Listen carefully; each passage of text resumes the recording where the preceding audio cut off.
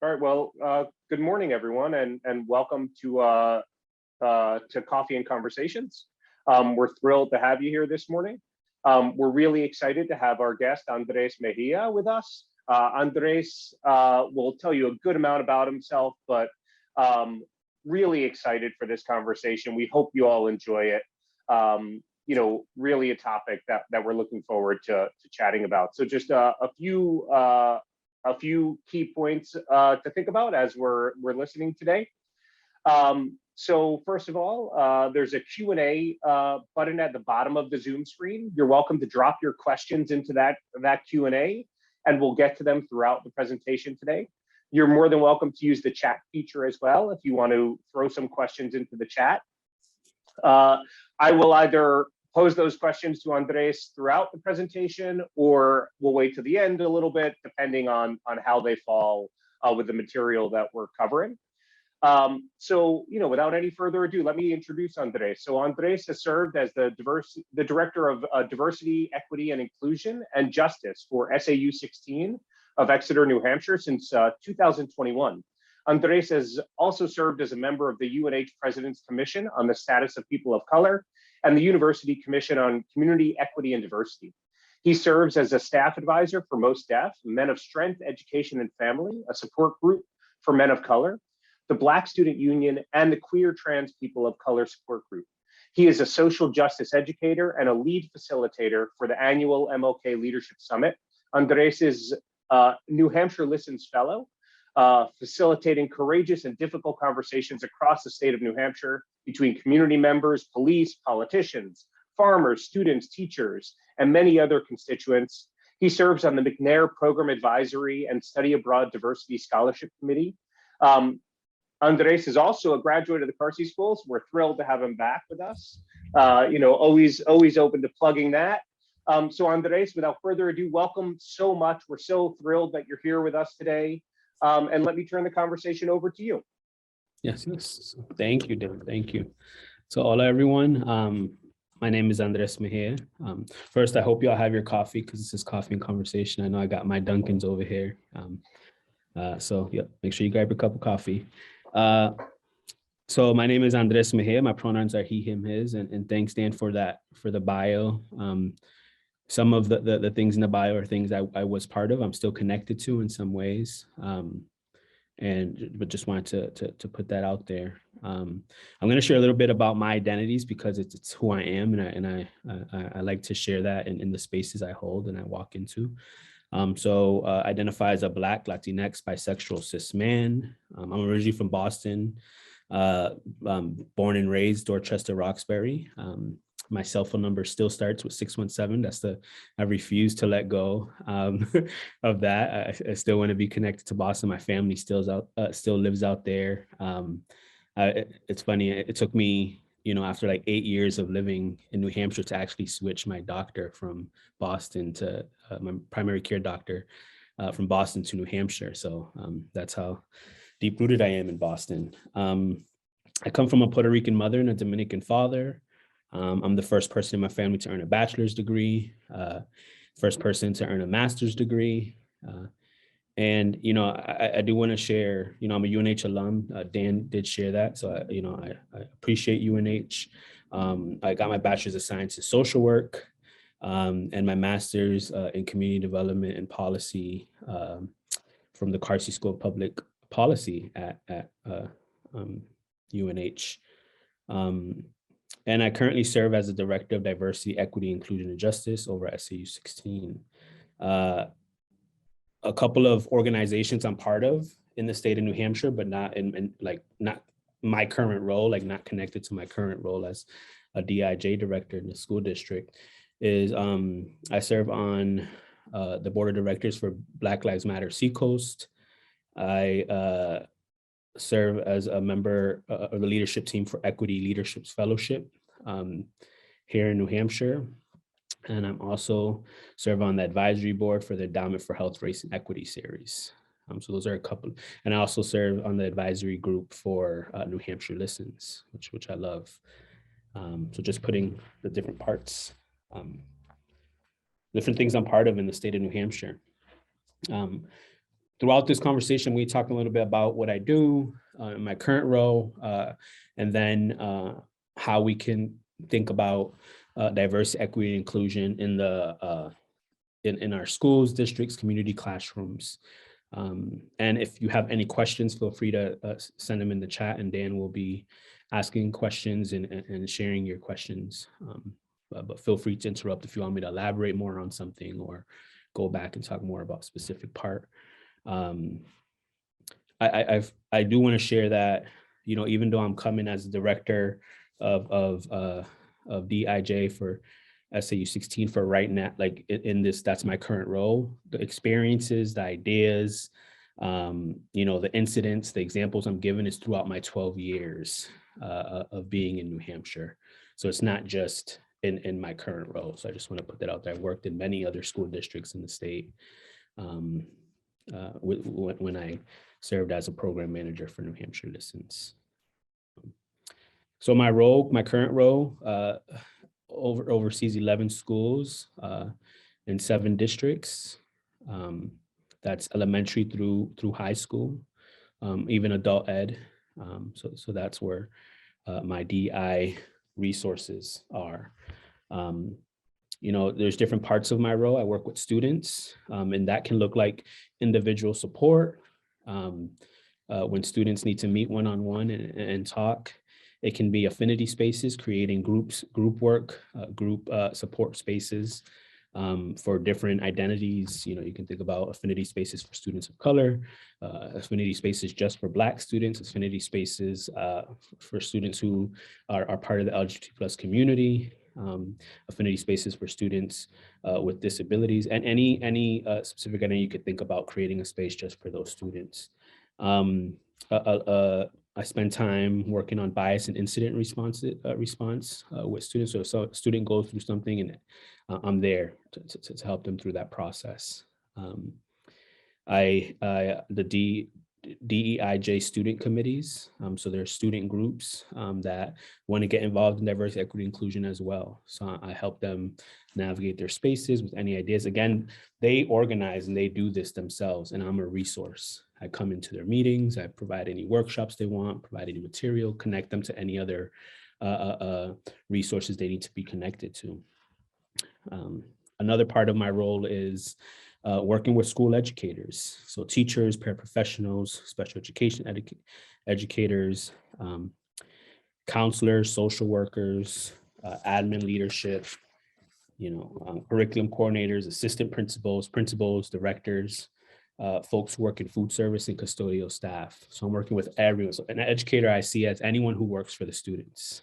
So if you're doing anything for that student, you're working in that school, you're an educator. So that's I work for all of them, and I'm a resource. I'm providing professional development, one-on-one, team meetings, department meetings, and so on. I work with district leadership, so that's where my role stands. I'm here in the district's office, the superintendent's office. And I work with the superintendent, assistant superintendents, director of HR, director of student support services, director of finance, and so on. Title IX coordinator, and we're all part of the senior leadership team. Part of my role too is making sure that we're also, as a leadership, looking at things through an equity lens. So not only are we providing PD and learning opportunities for the educators directly in the schools, I'm also providing PD and learning opportunities for the senior leadership team in the superintendent's office. Another part of my role is working with parents and caregivers and families, and that can look like meeting one-on-one with caregivers, creating affinity space for caregivers. So if there's a you know, let's say a group of parents that want to get together because they have a student who is from a historically marginalized identity in the school, you know, student LGBT community, student a student of color, and a student with the disabilities, and so on. So they want to be in space together to talk to other parents. What is your child experiences? How can we work to support the child? How can we work to support the district and change the district, and so on. and then I meet one-on-one with parents and caregivers, and that can be from anything, that can be from caregivers who disagree, who are anti-DIJ, don't want it at all, don't support it, to caregivers who just don't understand what it is. They have questions. They're like in the middle. I don't know what diversity means. I don't know what equity means. Can you tell me more? And then I work with parents who are full on, like, I want to bring this to the school. We want to start our own groups outside, and how can we support district and policy and so on. So it's working with all those different perspectives of caregivers. And another part of my role is recruitment and retention. So it's hiring, sitting on hiring committees, making sure we have an equity lens, making sure that the hiring process and search process is equitable, from our questions that we're asking to what we're using as a rubric criteria, for what we think is a best fit, which is that word is it, issue, what's the best fit for our space. And to networking. So building networks across the state and across the country to try to bring educators of color to our districts and to our areas, knowing that demographics are changing. I work with community partners. So that's other school districts. I work with our local private school here, Independence Phillips Exeter Academy, connecting to their DEI office and their directors. I work with the racial unity team, connected with them, seeing how we can collaborate through programming, support educators and students in our schools, Seacoast Outright, providing PD around LGBTQ 101 for our educators and students. I work with New Hampshire Listens, which is over at, like I mentioned before, at UNH, Carsey School of Public Policy. And I work very closely with the Chief Equity Officer for the Manchester Public School District, Tina Philibot, which is, we both started around the same time.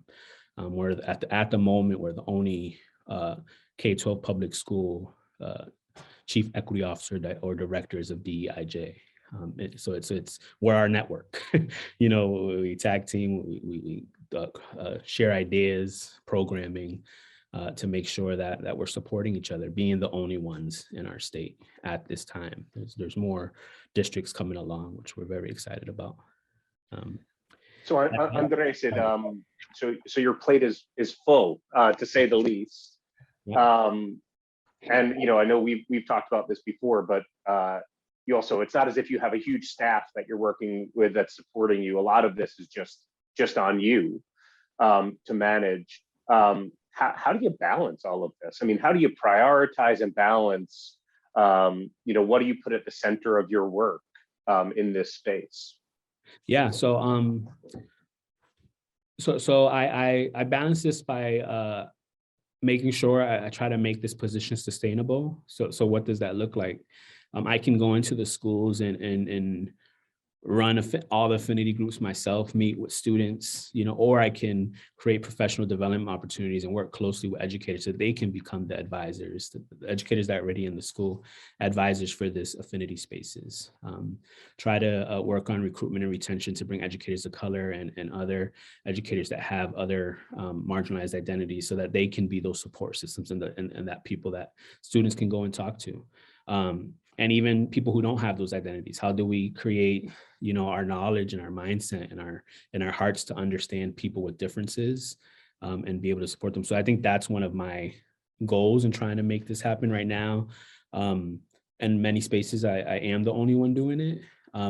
The schools do have awesome, before this position was even created, every school in our SAU 16 has a DEIJ committee full of a group of educators who are committed, who already been doing work with the curriculum and making the school involved. So I depend on them as well. I lean on them and a resource to make these positive changes. And my priority is the students.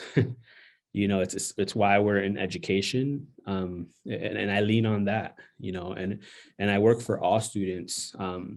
And at the same time, making sure that the system, the schools, the district also works for students who have historically been forgotten or not thought of when policies and curriculum and material is brought into the classrooms. So that's what I focus on.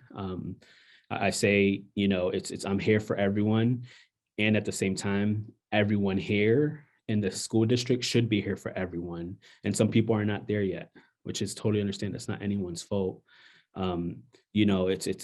That's why they hire and schools are bringing in directors of diversity, equity, and inclusion, because we're starting to realize students of color, students with disabilities, students from the LGBT plus community have been forgotten, students of different religion, so these positions are being created. So how do we opt to help all of us get there? So that's what I focus on is students. Yeah, awesome. Yeah, thanks. And I don't want to derail you too much. So as questions come in, just so the folks who are listening and watching know, I'll try to field them, as they're related to what we're covering, and let Andres, cover some of the material that he has as well.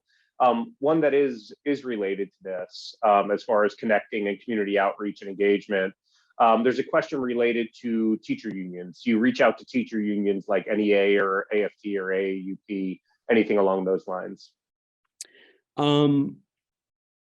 I've reached out to them for support, especially navigating, HB2 that passed in just past June, prohibiting teachers, educators, or even any of us to teach the truth of our country's history, the good and the bad. So I've reached out, like, what support are you providing for the educators, and they've provided awesome guides and support. But I haven't really worked directly with the unions. I'm not part of the union, and the teachers work, and like I said, I work with the groups at the school that connect to the union as well, but not directly with me. Awesome. Yeah. Thanks. I'll let you keep going. Yeah, and a big part of my role that's been taking up a lot of my time since I started, because it started I think it was 5 days after HB2 was passed. So when I came into this show and I applied to the job, I had no idea that this is what I was going to be doing. That there was going to be these barriers saying we couldn't talk about certain things or speak the truth in certain ways.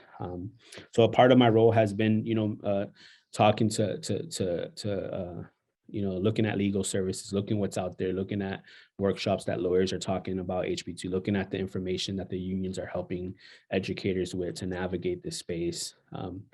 Because as we all know, the Department of Education really didn't provide much guidance around HB2 and what that really means.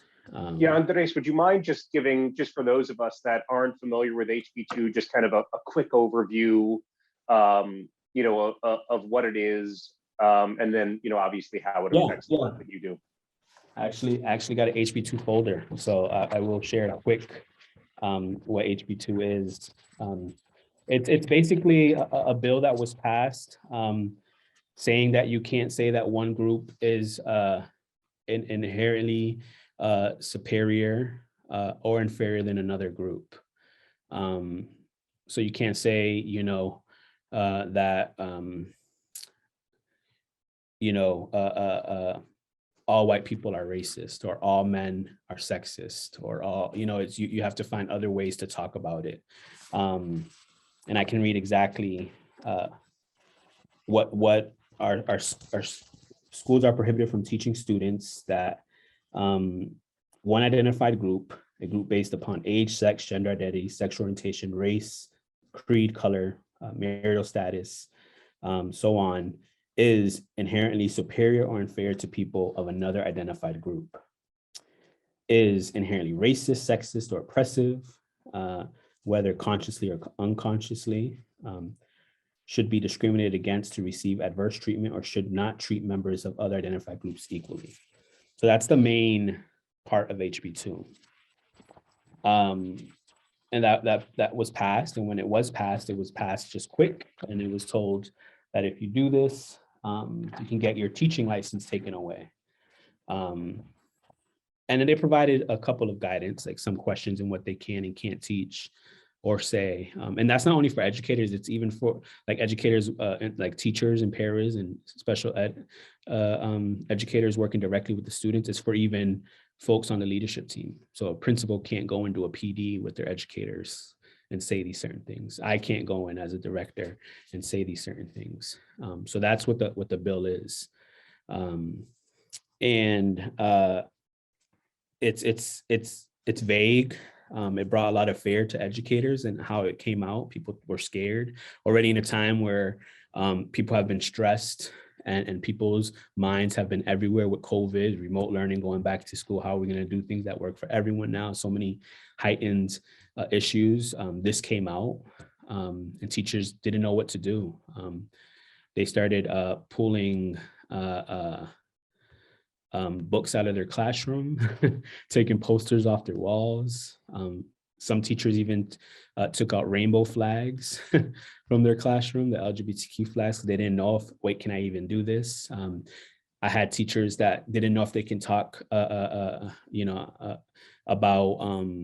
a book that talked about a grandmother and her process, a Mexican grandmother, her process of making tamales and teaching her child about it. They didn't even know if they can teach that.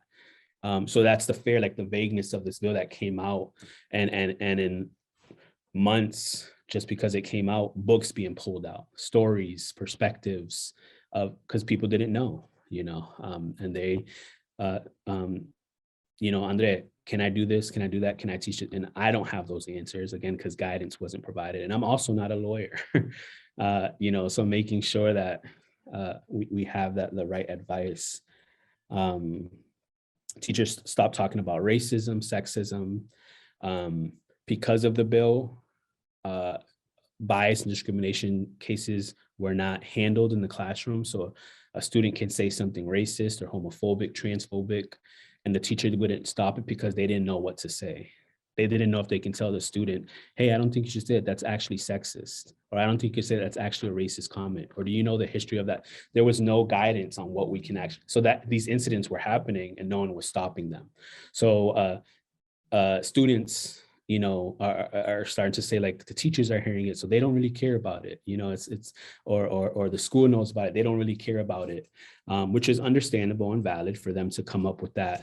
And at the same time, listening to the teachers of why they didn't handle it. So that's why this HB2 is dangerous and was dangerous. And we're navigating it. I'm working with educators from even looking at what they're teaching in the classroom, to what they're presenting in PowerPoints, to what they did in the past, to new books they're bringing into the classroom, and saying, okay, this doesn't go against HB2. Using the very few guidance that we have to make those decisions. So that's around HB2 and what we're dealing with. Yeah, excellent. And thank you. Just for those of you watching, Dennis dropped in the chat the clarification around HB1, HB2, and kind of how what the legislation looks like in general. But thank you, Andres. I mean, I think that's it. There's something quite different from seeing legislation and thinking about how it may affect teachers, classrooms, et cetera, and then hearing directly from someone who's experiencing that firsthand. It's so much less abstract at this point, right? And you're feeling that on a day-to-day basis. So I think that's really helpful for us to understand that. So thanks for sharing that. A few questions are popping up. I'm happy to field them, but I also don't want to derail anything else that you wanted to share with us. So if there's more you want to put out there, we could get to questions in a little bit. And we'll answer the questions. I think, what I want to say, why this work is so important, and why I really believe that there should be a DEI, not just director, but department, because you've seen all the different parts of my role in each school district. It's because the changing demographics in New Hampshire, especially young people. That's a big part of what we're seeing, and we know it's happening. sorry, and it looks like the narrative and the bills that are being passed or being proposed are to counter that, to actually face the reality of what's happening in our state. And I use Carsey's data. There was a paper that came out months ago, I think over the summer, that talk about the demographic change, especially in residents of color, BIPOC residents. Residents of color increased by over 74% since 2010, representing 12.8% of our New Hampshire residents, compared to 7.5% back in 2010. So in 10 years, we went from 7.5% to representing people of color representing 12.8% in our state. Out of that percentage, children are the factor in our growing population. So in 2020, out of the people under the age of 18, 20.2% were young people of color. So that's like a big number, and that's a huge increase. That increase grew from 2010 to 2020 by 47.9%. That's just under 50% grew of youth of color under 18 years old. And then while those youth are going to our schools, to our educational systems, we're turning stuff to say, actually, your story doesn't matter. Your identity doesn't matter. We can't talk about it. We can't talk about what you're truly experiencing walking down the street in your community, living in a space where you might not feel like you belong. You don't see yourself in the stores, the restaurants, you're in your educators, and we're telling them we can't talk about that. So that's why this work is important at this time. So could I ask you a follow-up to that? Yeah. So beyond why it's important, I guess what I'm curious about, and there are a couple questions, similar to this that are popping up in the chat. This is obviously emotionally draining work. This is challenging work. What excites you about waking up and doing this job, on a daily basis, and based on a 12-year career of doing this type of work? What gets you up and gets you excited about this? Yeah.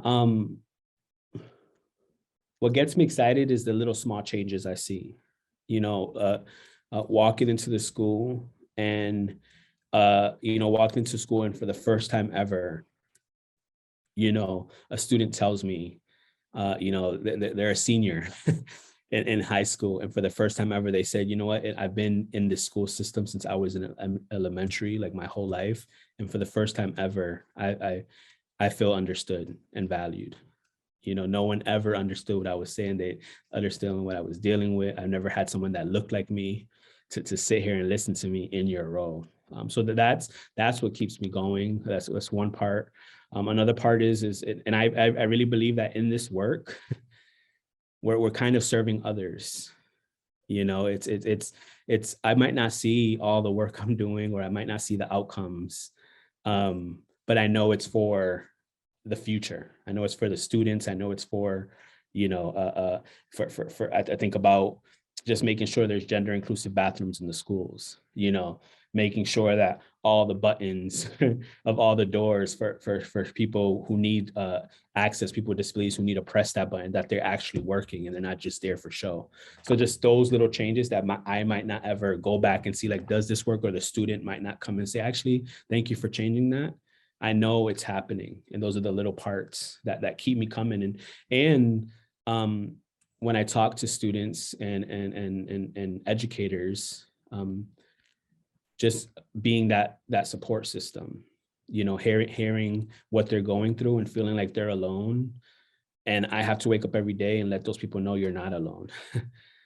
that I'm in this position, I'm in this space, and I don't know what keeps me in this space, but I'm in this space to advocate and make sure that we're thinking of you when we're making change, or when we need to fix things. So that's what keeps me in this, and another part is I started this work for survival, coming to New Hampshire for my education, to UNH, and dealing with a bunch of racism. And everywhere I went, from in the classroom to trying to even go hang out and be a college student, go to a college party, or, just dealing with racism everywhere. And it was for survival. I was like, I had to get involved. I had to make some change where it became my passion. I was like, I don't want any other person to have to go through what I went through, and I believe people have to go through it. Like I've built thick skin to deal with this, to handle all the isms I deal with, and all the ignorance I deal with. Like I've built that skin, but I don't think anyone else should have to. Um, so now it's my passion. I made it my career. I made it my job to actually change the system, to help change New Hampshire so that it works for everyone and that everyone feels like they belong here.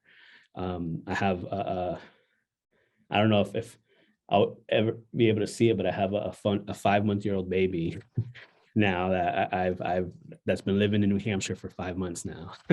And I don't know what that's going to look like. I hope that by the time uh, she has to go to a school, I can find a school in New Hampshire where I feel comfortable putting my Black child in. And right now, I don't know if I feel that. So that's another reason that's pushing my work. I don't think anyone should have to be dealing with, like, I can't put my child in that school just because of the color of their skin. I can't live in this community because my child is part of the LGBT plus community. Like that shouldn't be happening. But it is, and it's sad. It hurts your heart. So that's even a bigger motivator for me to actually try to change our state so that it works for our kids. So. Yeah, and thank you. First of all, thanks for the work that you're doing, and we'll certainly, thank you again throughout this presentation. So thank you for that work, Andres, but more importantly, thank you for just your willingness to share with our audience. And, I think it is really helpful for people to make those connections, to better understand experiences. So this is challenging work, no question. So there's kind of this question of, when you list those challenges right now, when you think about those challenges, what are most pressing for you in dealing with on a daily basis, or thinking about strategically for the next couple of years, something along those lines? Yeah, and I think creating the space where we can talk about what's really happening in our communities, in our schools, in our neighborhoods, through community conversation, gatherings, having learning exchanges where we can talk. I came into a school system where it's happening across our country. There's divisive concepts and people not agreeing with equity and don't understand it, and caregivers and families and parents having opinions and which are all valid, and their understandings, and having to create the space where I can listen. Like, where did you get to this point? I didn't come in with any agenda. I didn't come in with this is what we're going to do. I came in, I'm going to see what the community needs by listening to them, hearing their stories. What are the concerns? What are the strengths?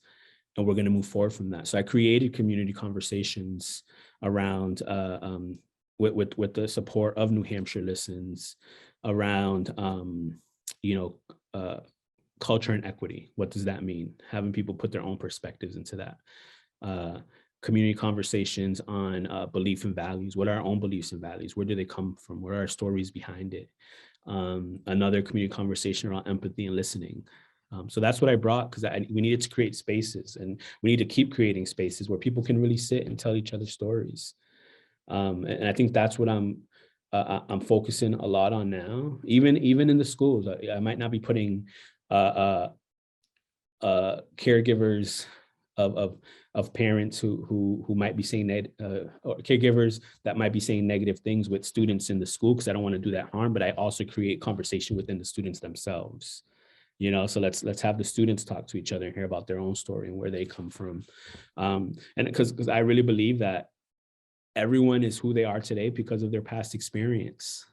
Like, there's a reason why that word comes out your mouth. There's a reason why that thought is in your mind. What experiences have you had? What is your story that make you believe that? And we might not agree at the end, but we would understand each other. I can see where that came from. And I see why you believe that. On all the sides. So it's just like us understanding each other. So that's what I'm So, focusing on more is yeah, people's stories. awesome. Thank you. And there's a question that's somewhat related to this that came through the chat. So I'll just read it verbatim at this point. Mr. Mejia, thank you for all that you do for the students and educators in our state. Just this morning, I read the news article about an Ivy League college that discovered a noose hanging in front of a hall on campus. How do we help parents and legislators who do not recognize the systematic nature of racism in this country?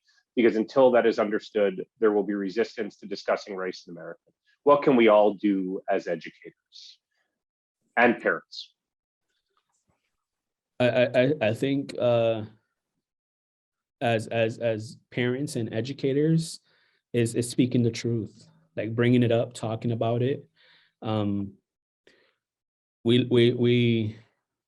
live in a space where to some people that reading this article and seeing that is very painful, makes you not even want to go to work that day, makes you not even want to go and walk into the school that day. You know, like that, it's hurtful, even though it didn't happen directly to you. It's something, another sign of like, man, there's still racism happening. You know, it's still happening across, like, it doesn't matter how much work you do. And then we go into a workplace with other educators and we don't acknowledge that this can be something that's on someone's mind. We just continue the day like it's okay, you know, like no one's gonna bring this up. I know everyone's seen it because it was on the head of the, you know, it was on the head of the papers, and but no one's gonna talk about it because it didn't affect them in that way. So I think that's a part. It's like checking on your coworkers, checking on fellow educators, check on as caregivers and parents, check on other caregivers and parents in your community, check on your friends, like, hey, did you see this and how do you feel? And I think just recognize that I see this is happening and it's hurtful. And we got to talk about it. And you know, it's harder for educators, especially with the bill, because they don't know what they can say. You know, I had a person come to me just the other day and asked if we can even say systematic inequalities. You know, like they didn't even know if they can say that, because is that against HB2? So can I even talk about it with my fellow teachers? Can I even talk about it with, you know, and that's an issue. You know, it's scary to know, like, can I even say this word? So it's harder for educators, I say, like, to even know how to talk about this. But my thing is to put the truth out there. It's happening. Share the article, because they didn't write the article. They didn't write what they're reading. It's just let it be known that this is still happening in our world. Yeah. Yeah, I feel like that's you know, it is, you know, it resonates with me quite a bit. The idea of just checking in on someone. You know, I'm Jewish, and I recall after the synagogue shooting in Pittsburgh, you know, just so many of my colleagues reached out and just said, I'm thinking about you. You know, I happened to have a couple personal connections there, but they didn't even know that, right? Like that wasn't why they were reaching out. Um, and just those personal connections and those colleagues' thoughtful remarks, just really helpful, I think, in knowing that people care, even if they don't always know exactly what to say, even if they don't always, you know, feel what you're feeling. So it's just such an important point that you're making, and something we could all do for each other. yeah. Yeah, really, regardless, we could all do that. Yeah, and I agree. It's even, you know, it's as simple like, how are you doing? Even if you don't know what's happening, you know, I think about when Judge Ketanji Jackson was going through her hearings and all the negative stuff and nasty stuff that was being said. You know, and I go through like 15 meetings a day, probably some even like sometimes my 15, 30 minutes, hour meet, you know, like I'm in so many meetings with people.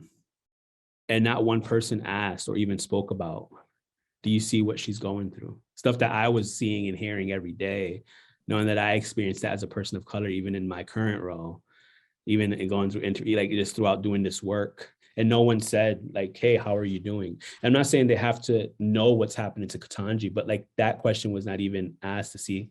And I think there's something we all got to do, because everyone's going through things. You know, I'm not saying that only people of color are going through things. I'm not saying, you know, it's everyone is going through their own, especially during these times. But it's just simple, like, how are you doing? Like, how are you feeling? Like, how are Yeah. you in space? And those could be simple questions that just opens the door for people to say how they're feeling, you know. Yeah, That goes a it's long such way. a important point, I think. Um, I'm going to flip us a little bit, but not too much. Can you talk about learning moments? So both for yourself, where you felt like you really learned something or got something out of an exchange, but then for others when you see other people go through these learning moments, um, and if nothing immediately comes to mind, you don't need to struggle to get there, but just something that I was thinking about when we were chatting. Yeah. Um, I think a learning moment for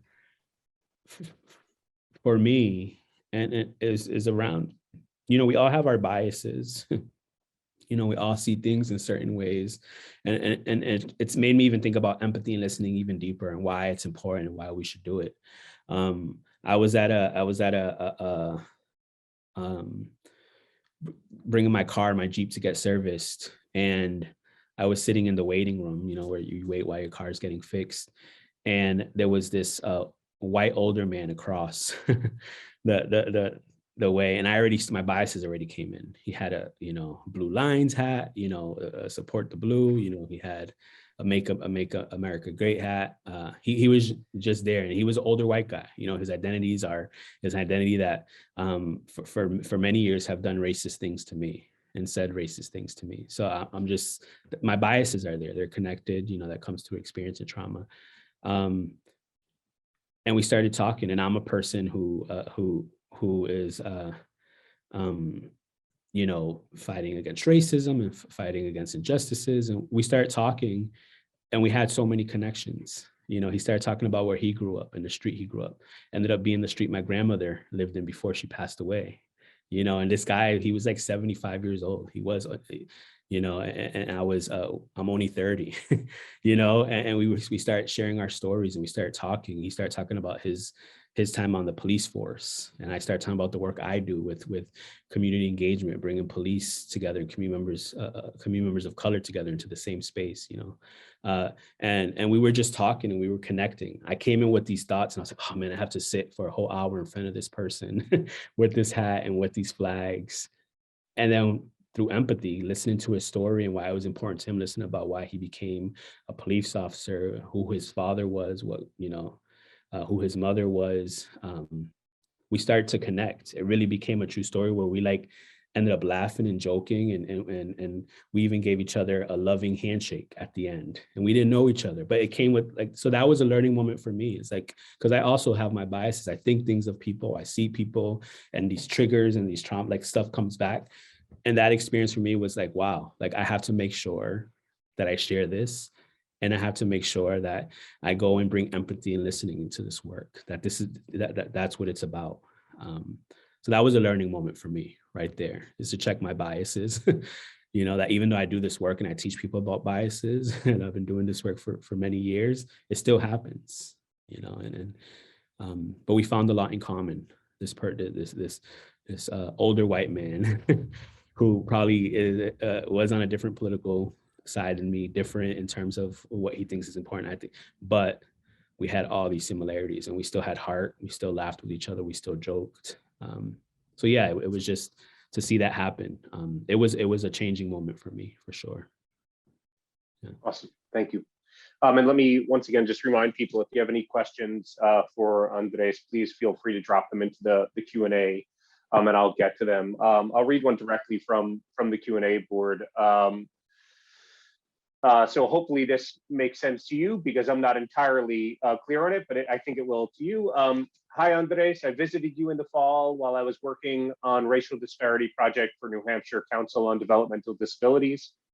We talked about data collection, and you mentioned a wish to improve how instructors think through applying discipline. How is that going? I wholeheartedly support your work and would be happy to support it however I can. Thanks. Yeah. So we are doing that. That is a challenge, and across the state, not only in the district, is collecting data, seeing how people are recording discipline, or what bias incidents are happening, Where's discrimination happening between students against students in the classrooms, educators against educators? Like, where is it happening? And there was no platform to report those incidents. So right now, I'm working with a team here. It's community members of organizations. It's caregivers from the community that have kids in the schools. It's educators in the schools and leadership team in the school working together to create a bias and discrimination response protocol. So when this stuff happens, where does it get reported? If a racist incident happens, if a sexist incident happens, where does it get reported? And also, what are the protocols? Like, what happens? How does it report it? Who does it go to? Do you follow up with the student? Do you, what are the not discipline, but the consequences for the students who or the person who did the hurting? And when we say consequence, we don't mean like suspension. We don't mean, we're thinking about more restorative justice practices. So we're thinking about what does it look like to if a student can just take a 3-day workshop where they learn about the history of the hurting they did, or the word. Like, they use the N-word. What does the N-word really mean? Where did it come from? How did instead of getting suspended? So those are ideas. That's all in the work right now. We do have a strong committee doing that. So we are, yeah. Data is still hard to collect, again, because there was never no place to put data on or to collect data from at this moment. But we're working on it for sure. One of my many projects. Sounds like yeah, you have a lot to accomplish here. Could you talk about the difference from working at an institute of higher education, working at UNH, not obviously in the exact same role, but in this space, and then shifting to K-12 education, and differences, similarities, what you've learned, anything along those lines? Yeah. I think the difference in working with between K-12 and then at university level, there's a couple. One is that they're younger folks here that don't have as many years and spaces to actually learn and develop what has been done wrong, what is the mistakes we've made in our history. So it's you find ways to try to convince them without making them feel like they're the wrong one for it, here at the K-12 level. And the university, I'm hoping people were like, I could just explain without having to explain so much, so that's racist, but they already know what racism meant, so they can connect to whatever was happening was racist. Compared to K-12, some of the students never even heard the word racism. So it's kind of, that's a difference. Another part is in my roles at the university, I came into the communities and helped with consulting or coaching or helping for a specific initiative or program. In my current role, it's like my job to help change the entire district. Like it's my responsibility. From before, I was going in and giving ideas, providing knowledge. Now it's like it falls on me for this stuff to change. So that's the difference in the two. They're both public at the university level, public, so it's still working for everyone. Yeah, I can't think of any other differences right now off the top of my head. That's helpful. I mean, and I don't. I'm trying to think about kind of the best way to ask this question, but you're an advocate. You've always been an advocate. It's part of who you are. How do you balance that with the responsibilities of being a director of a program at a within a K-12 district in the state? Do you see that as part of your role? Is that distinct from your role? How does that play out in how you balance that? I think it's both, and that it is part of my role and it is distinct from my role. So I am a activist outside in other organizations. I hold a community organizer, and that's more like larger in the state. And then I also see myself advocating and organizing the communities in the schools for the people whose identities are not thought of or at the table when decision making is happening. So I see it as a both and, and it is harder. I came from a place where, you might be making noise, you're participating in protest, speaking on one side or one behalf to a position where I have to actually listen and speak for everyone. And I don't see that as different. Like my role here in the district is to let things be known, to make change, to share the true where injustices are happening, to help educators and leaders who are not seeing things in an equitable way see stuff in that way. So it's change comes in all different ways. My activism work and community organizing work might be louder out there, but in the school, the change I'm coming through is through knowledge and education and working with folks and hearing their stories and changing our hearts and minds. It's different. It's different. So that's how I see it. So that's why I say it's both and. It's all community organizing work. It's just through different roles and different ways of going about it. Yeah, thank you. Just a question that popped up on the board. Does the New Hampshire Civil Liberties Union get involved with your work at all? I haven't been in touch with them or I haven't reached out to them. They haven't reached out to me. So I would say no, but that can just be, again, just my relationship. Yeah, great. Yeah, and a lot of things popping up just thanking you for the work that you do. So I just want you to hear that. A lot of folks just saying they appreciate your honesty and your candor right now. So thank you for doing that. Here will be the higher ed question inside of me that I need to ask. So you told us you have your bachelor's in social work. You then went on and got your master's in community development with us at the Carsey School. I would have to think, and in describing your role, both of these things seem to be prevalent in the work that you do. The social work background, the thinking about community development and community organizing. Could you talk a little bit how your education, influences the way you go about your job and how it has helped you or supported you, how it hasn't? Yeah, for sure.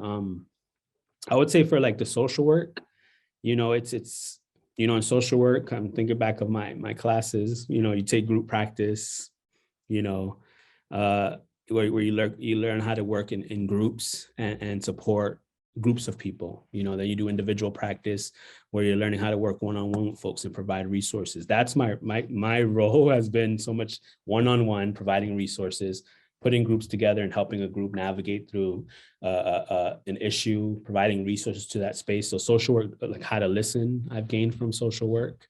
How to, and when I say listen, like really listen, not make it, about myself, not, try to fix the person right away, just listen, and I've gained that through social work. Community development, my master's program in community development policy, I feel as though when I first finished the program, I was like, where am I going to apply this stuff to? Like, what am I, I learned so much and I did all these things. And if more than anything in this role, bringing people across differences, together to make change happen, to help specific groups, to support specific groups, to start with them. I'm not going to come in and fix this. I'm actually going to listen to them and what they need first and what works for them. And I'm going to use that to help them. So that's how I learned that through community development and policy and practice.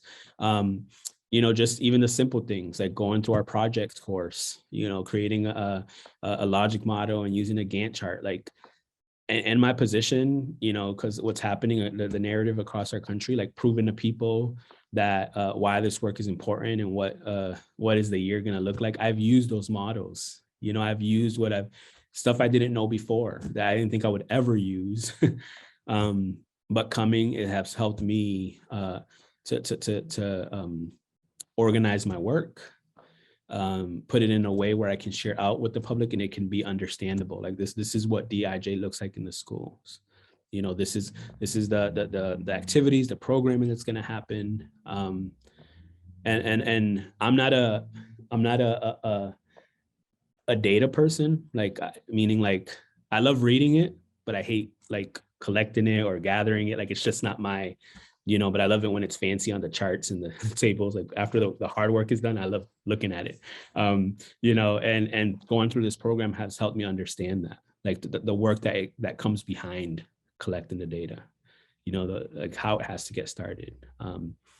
Which helps me when I'm even sharing data in my current positions or pulling data together, like where is this really coming from? How did they get this together? I would have not had any of that if I didn't go through my community development and policy program. So yeah, I'm a huge supporter, and it's I've definitely used the skills from both my bachelor's and my master's. Awesome. And I think that's because I chose to. They were both professions that when I got into them, I was already thinking about helping or making change in communities. Yeah, and just a couple of thoughts, come from that. First, the idea that this is more than just talking with people, helping people solve problems, right? There's organization and strategy behind what you're doing, and it's thoughtful and there's purpose, but it's also well designed. Yeah. There's data behind it, and just to comment on the hard part being the data collection. I think many of us would say that the hard part is the data communication, and that's really what you're doing, right? You're taking that data and you're helping to communicate that data, and that's hard. That's a challenging thing to do, to make that resonate across across different communities. So yeah, the data collection part might be hard, for some, but the truth is, communicating that data is a really hard thing to do. So I'll leave you with the kind of sky is the limit question. And obviously, if you want to close out with anything else, please feel free. And if anyone has any further questions, drop them in before we finish up. But let's imagine for a second that I'm able to clear your plate for you. Tomorrow I wipe that plate clean. You're at a point where you could really think about the sky's the limit. What can I do? Both in this position, but also for the greater community in New Hampshire. What happens? What are you looking to do? That 2 to 5 year, 5 to 10 year plan. What would you want to implement? I'm hoping this question has all the money in the world too. But in 5 to 10 years, it would be nice to see mostly every school district having a department, of diversity, equity, and inclusion. I would hope to see that there's funding, even if it's not coming from the community's taxes and school budgets, but it's coming from the state saying, what, this is money for that's going to happen around DEIJ in the school districts. I hope that there were more programs that can get educators of color into our space. So cohort models, or, thinking of things in an equitable way, where if we're asking educators of color, and to our kids that, that 50% grow up and become their own educators of New Hampshire, we need to think about ways that can bring people of color to be educators here. So what can that look like? Can it look like, we understand that people might be uplifting and moving their whole family, or people might be moving here and not have any connection to the community in terms of food, culture, might want to travel back home to visit their family more frequently. So what policies do we put in place in the schools to make sure that they can do that? Are we providing housing? Are we giving resources that support educators being here? Yeah, so that's what I'm hoping, that can be a program that brings people here. And what else? What I would see in 5 to 10 years. And hopefully through all that, I think the end goal is so this is more than 10 years, we wouldn't need any directors of DIJ or departments, where it's just part of, people can everyone's identities is just part of what we navigate every day. Our books, our classrooms, our learning, our businesses, that's a point to get to, but that's gonna be a while. So yeah. Yeah, excellent. Well, Andres, I just wanted to say, thank you both on behalf of the Carsey School for doing this. The Certified Public Manager Association helps to sponsor this as well, so thank you on behalf of them. A lot of thanks coming through the chat, just for your willingness to share. This is not always the easiest space, and you just do such a wonderful job of being eloquent and sharing your real story. So we really do appreciate that. And good luck. There's a lot of work to be done, as you know. Good luck doing that work. And let me just make a quick plug for our next Coffee and Conversations. We're sticking in the public school system. Actually, we're going to be having a conversation around charter schools. And we have it's going to be a panel conversation. It's our last Coffee and Conversation until the next academic year starts in September. So we'll take a break for July and August. And it will be a conversation with leaders of various charter schools throughout the state. And I'm sure issues of, equity and diversity will, come up in that conversation as well. So please join us next June. So I'm asking what the date is. So we'll post that in the chat super quick. It's typically the second Wednesday of the month. So June 8th in this case. So once again, thank you, Andres. We really, really appreciate your time this morning. Thank you, everyone, for joining us. We look forward to seeing everyone again. Adios, everyone.